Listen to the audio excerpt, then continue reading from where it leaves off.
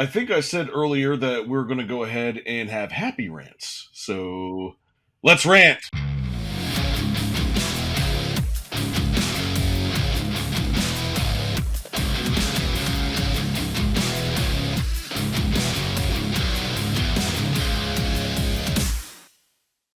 All right. So this first video is from Eli Yoder on YouTube. And they're talking about the Amish and the Amish vote in Pennsylvania. And I think this guy has a really good idea of what's happening there on the ground. So let's take a look. Yeah. I just saw a billboard in Lancaster County urging Amish to vote, and it was even partially in the PA Dutch language. Yes, it works. For the first time this year, there's more than 180,000 new registered Amish folks now. And it all started last year in 2023 when the feds came after the Amish man Amos Miller in Pennsylvania, shut down his organic farm because he was selling his own produce, his own organic stuff, remedies, home remedies for sicknesses, all that kind of stuff. Oh, they get disturbed. They don't like you leaning on self-sufficiency like the Amish. So they came in and shut him down. Oh, bro, you're stirring a hornet's nest, Amish hornet's nest. Because after that, they started recruiting all kinds of Amish communities to try to vote. And then that sign went up, even in their own language. Oh, yeah. Just watch. In the state of Pennsylvania alone, yeah, they're going to make up the difference. Just watch. We'll talk more after the election. Oh, Yeah. boy. You've seen Amish. If you've ever seen Amish barn raising, you just wait till you see some Amish hell raising. Bro, Let's go. And it's so great because, you know, everybody for a while was talking about the silent majority, right? Because a lot of when Trump first ran and when he was in office, a lot of people were afraid to speak their support for him because there was so much backlash from employers. And I mean, there still is like stuff like that. I mean, I'm sure we'll get into those kind of ins and outs, you know, throughout the show, but nobody ever put on their bingo card that the silent majority would include the Amish. I'm here for it, baby. Dude, like, how the hell did the Democrats piss off the Amish? Right? They're like the chillest people. the only people that carry around pitchforks, thank you, Treebeard. Yes. But I mean, like, does turn PA red? Look, here's what really the thing of why this is so surprising. It's because when it comes to the Amish, especially around here in Midwest Ohio, and I would say even farther out, you know, we're from Pennsylvania all the way through, I'd say Indiana and whatnot. There's a lot of Amish all through the Midwest. So what happens is you can get. I'm not saying you should. I'm just saying this is things that have happened. You could be drunk driving in the middle of Amish country, hit a buggy and kill somebody, and the Amish will not come after you in court. They will forgive you. They are the most forgiving. You think, okay, so you have the Canadians who are like, ooh, sorry, which is really just kind of a backhanded way of I'm stepping on you because, you know, that's how Trudeau is. Sorry is I'm breaking everything, you know. The Amish, no. Like those are they want so little to do with conflict. They want resolution. They want things to be reconciled. They are some of the most forgiving people. They are a very tight community. They are very secluded to themselves in many ways. But that's one virtue that they really do live by. And I've heard it more times than I'd like to, where something happened to some Amish people. They're on their buggies. People are injured or killed. And they're like, no, we're just glad that nobody else was hurt. Aww. So when they come out and as the outrage vote in the election, like you really messed up, bro. Oh man. And that doesn't just affect people in Pennsylvania. That affects people all across all the Amish all across the country. We're not even talking about the Mennonites. The Mennonites are a whole other, almost equal, group of people in number. I mean, sorry, The Amish literally said, "You can take our lives, but you'll never take our freedom." Like, All right. bro. Well, That's since crazy. I live about, I don't know, 2 hours away from them, I really don't want to piss them off. So let's go ahead and move on to our next story. This is from the Gateway Pundit. Oh, what? Democrats in Tennessee now sounding the alarm over voter irregularities. Voters claim machines are flipping their votes. Oh, I'm sorry. Do you not know how it feels? No, but First it's time. like, what? Exactly. It says here, for years, Democrats across the nation have reassured Americans that our elections are safe and secure. But in a stunning reversal of their own rhetoric, Democrats in Tennessee are now raising the alarms over voter irregularities.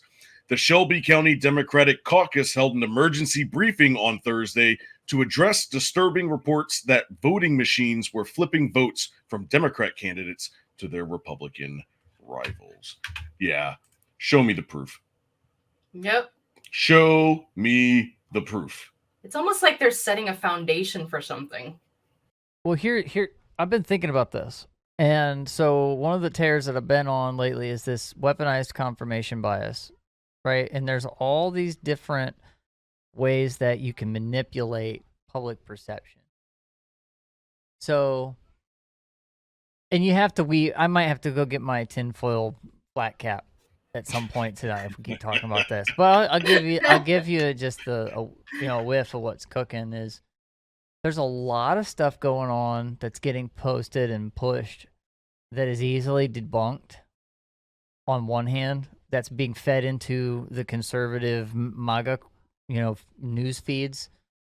We saw one that was accusations against Tim Walz, and at first it was like, oh, maybe there's something here because there was a lefty article about him and his wife and some things that were legitimate. However, somebody constructed a whole thing around it. They eventually got their account ripped off of X because they never substantiated anything that they were saying. I think he left on his own. Maybe he did. Yeah, he did because it was like it was bad. He knew the fire was coming. Yeah. Well, he had posted earlier at some point that he's like, forget this, I'll fake stuff if I have to. And it's like, really? You're gonna do that? So I've been calling this stuff out. I've seen some things that are like, some people are trying to feed information, and I don't know why. I mean, I know why they're doing it, because they want to make us look bad, and we've caught on. The media machine. The media machine, but it's like influencers on X that have, got themselves close enough and got enough follows on the conservative right. And so when I see this and Democrats are saying, oh, they're flipping, the machines are flipping votes, it's like, are they actually, because here's the thing, let's assume they're right. And let's assume that the narrative has been for the longest time now that, oh, you're crazy about your flipping votes and blah, blah, blah, and queuing on this, queuing on that. And then they start flipping Democrats' votes, actually flipping their votes if they actually do have control of it, in order to start saying, flipping the lid on it in order to draw some more support from their side when it goes Trump. Right. So they're seeding potentially. I'm not saying that's actually happening, but we have Democrats now that are saying it. It's just hypothetically speaking. Yeah, hypothetically speaking, if they're actually able to flip votes, which technically it's possible. Do we know if it's actually happening? No. Do we know if it's going to be effective? I don't think it's going to be effective. I think this is going to be a 2016 blowout all over again. I think it's going to be worse. It may be worse. I think it's going to be worse. Yeah.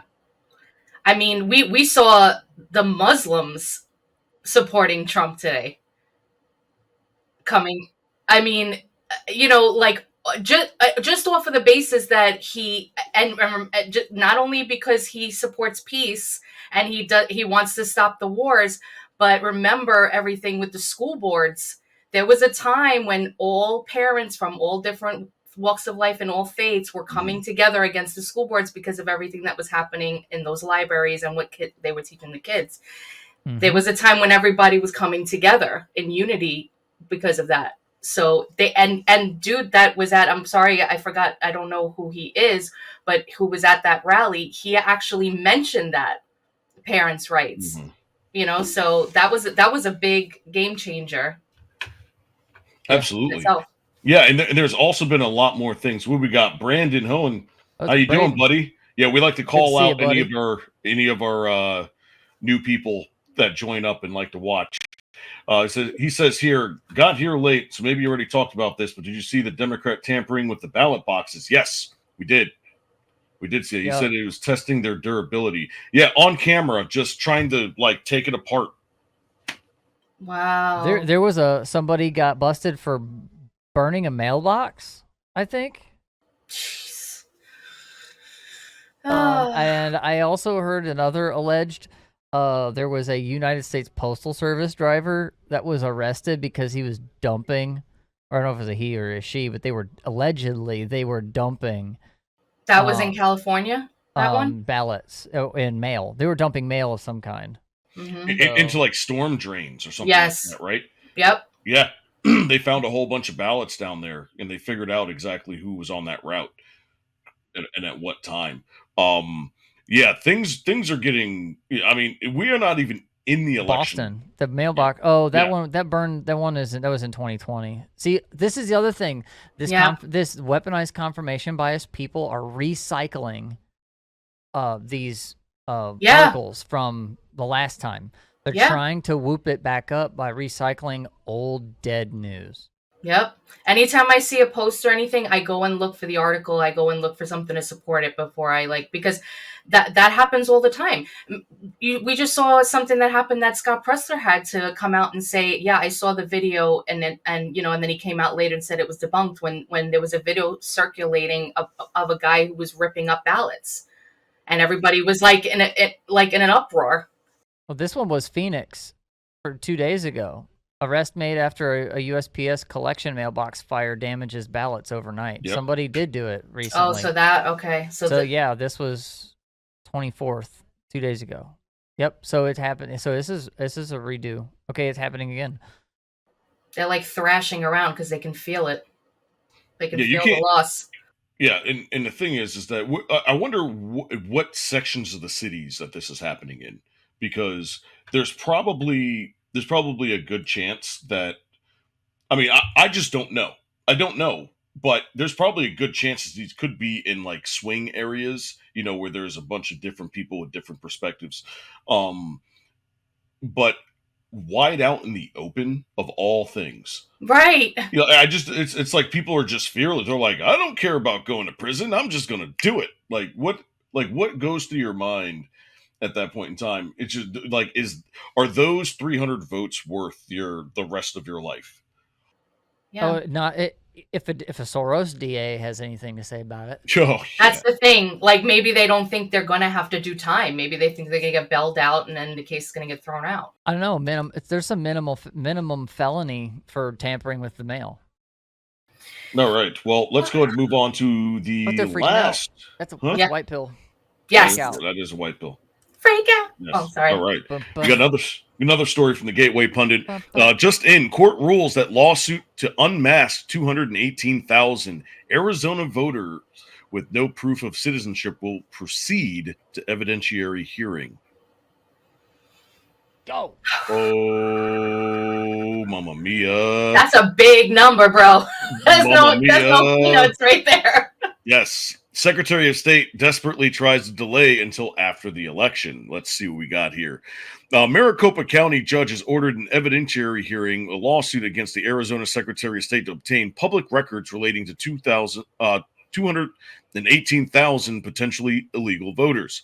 The Secretary's office is understandably busy during this election season, as is the court. But the court also notes that plaintiff's action seeks disclosure of a list or lists of nearly 220,000 Arizona voters that the Secretary had identified in press releases as voters who are registered to vote without providing required documentary proof of citizenship, which is a matter of statewide importance and public interest. The hearing is scheduled for October 28th. So the wheels are falling off right now. Yeah. At this That's point. Monday. Yeah. Yeah, that's Monday. Because you've got the day off. Dude, if there's something of this that's live, I will be on. I'll cover it one day. I'm off work. Nice. We'll do it. So we've got this issue that's going on right now. We've got the issue that's going on in Georgia with those things. I think there was, and I think there was one other issue across the country that was similar to this. Virginia? That's going on next week. It was Virginia because they had already removed them and they said they had to push them back in. Yep. That's right. I don't know how that works. I mean, I think they're doing an emergency injunction in Virginia. I seriously think Virginia is going to flip.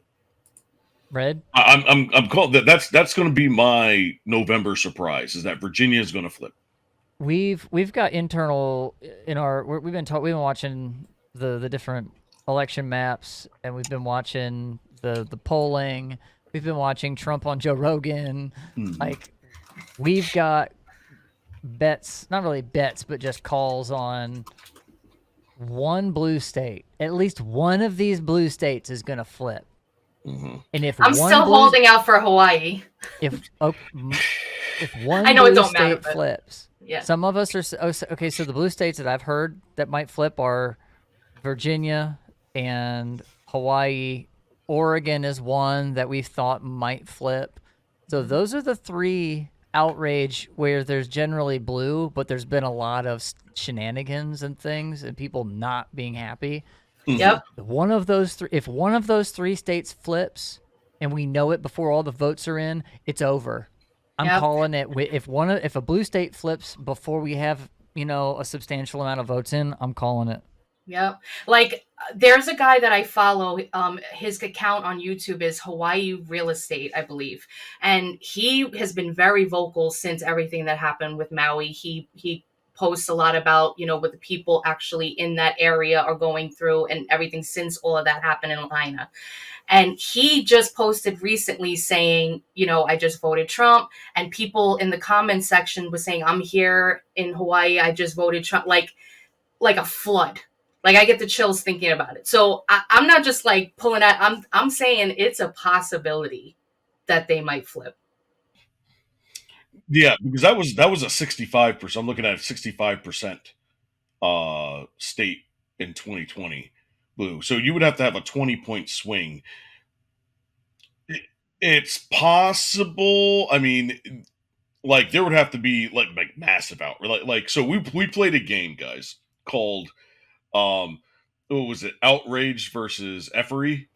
And that's basically how we're trying to decide this, based on the amount of articles and videos and things that are coming out of each state, and trying to determine like how much outrage does it take to flip a state from one color to another versus how much BS is going on in between the government and the local offices and things like that. So this is going to be very interesting, because I think that, like, when you look at the poly market, it's just back. It's going crazy right now. Like, it really doesn't know. I mean, it had a 0.7% chance of a tie. Like, that's massive. Do you know how hard it is to get a tie in the Electoral College? Yeah, that's insane. Yeah, that's insane. Because when you think about all the odd numbers and whatnot. Mm-hmm. But yeah, but I thought that this was important because there's a lot of important court cases coming in. If not now, it's going next year. The Supreme Court is going to be tired. Like, I envy those guys. I know. And like, even though, yes, depending on who wins, hopefully, it is Trump, because, a lot of things that Kamala is saying, it would just put us even in more terrible state than we are now in a lot of different areas. But, we got to worry about the midterm elections and everything, everything going forward. So even if some of these cases have to go past the election, we just got to keep pushing forward. We got to keep, pushing this, making sure everything is secure. Absolutely. And I really cannot. I don't know. I have no idea what's about to happen in this next week. I know. But all I know is that there's going to be a lot of content to cover. Yes, yeah, absolutely. Yeah. That's why we're taking Sunset Rants from Monday, Wednesday, Friday, and we're going 5 days a week. We're going the full 5 days because it's going to be one of those weeks in history that we're going to have to make sure we fulfill all that information and get it out to you guys. Yeah.